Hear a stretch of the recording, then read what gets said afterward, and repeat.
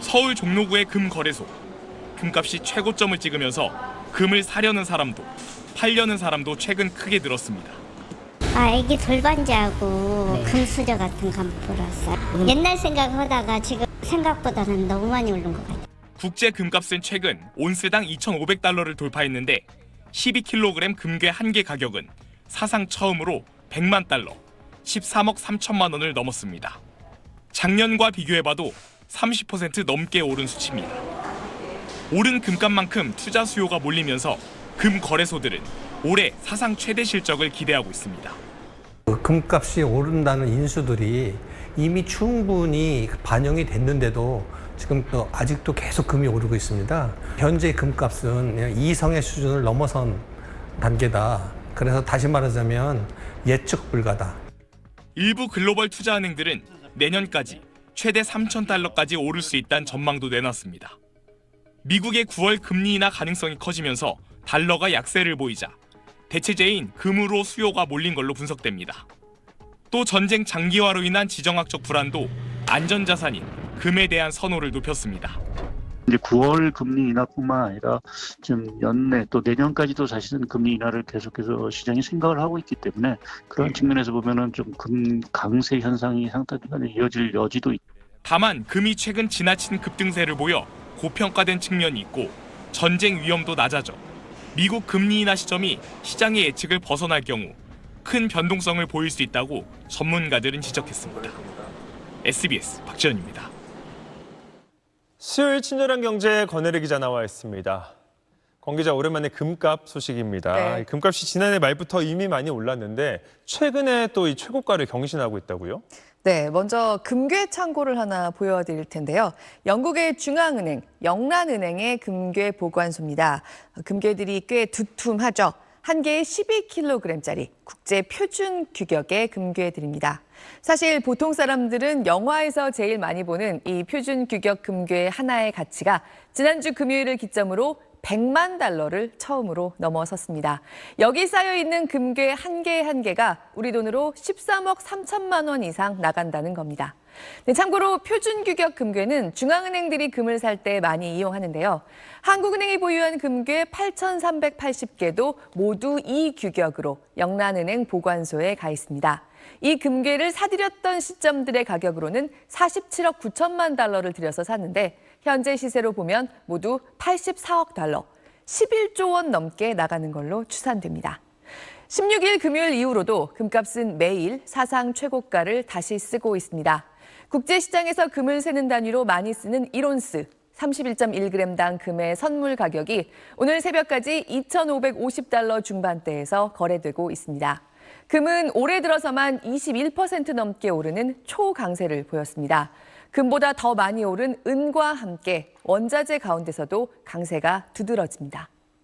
네, 금값이 쭉 오르다가 지난 4월 이후에 좀 주춤했잖아요. 네. 왜 이렇게 다시 가파르게 오르고 있는 걸까요? 여러 가지 이유가 있는데요. 역시 미국의 금리 인하가 임박했다는 기대감이 가장 크게 작용하고 있습니다. 특히 단기적으로 지난 주말부터 상승세가 두드러지는 이유는요. 이번 주말에 미국의 잭슨홀이라는 곳에서 열리는 미국 중앙은행 연방준비제도의 연례 심포지엄 때문입니다.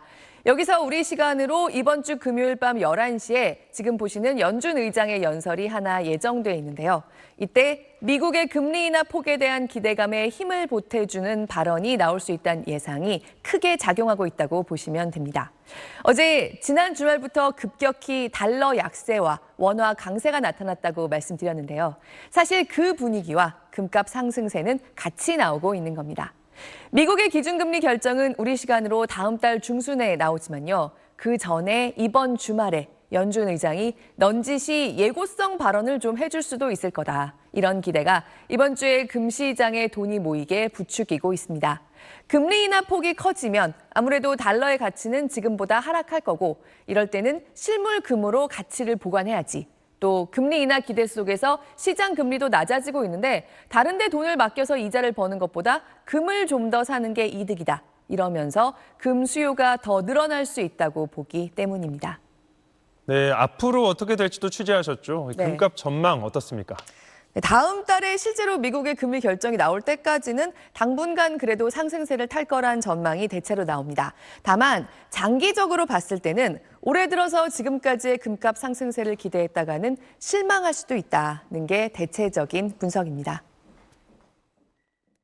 FOMC가 지나고 나서 다른 국가들의 통화 정책이 변화할 때 달러 가치가 약세를 보이던 흐름들도 상대적인 부분에서는 브레이크가 걸릴 수 있는 요소들이 있고 금 가격의 상승세도 조금씩은 브레이크가 걸릴 가능성들이 좀 높아질 수 있다 이렇게 좀 보고 있습니다.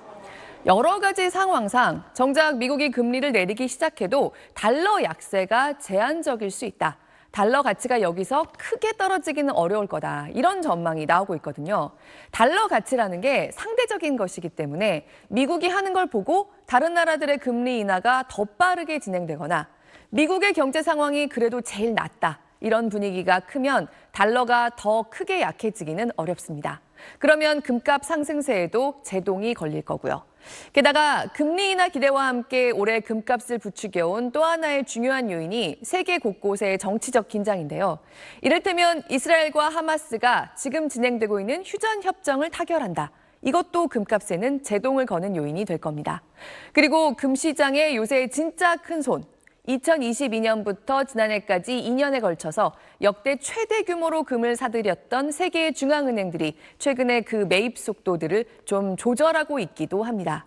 특히 금을 가장 공격적으로 사들여온 중국 인민은행이 올해 4월 이후로 금 매입을 중단했고요.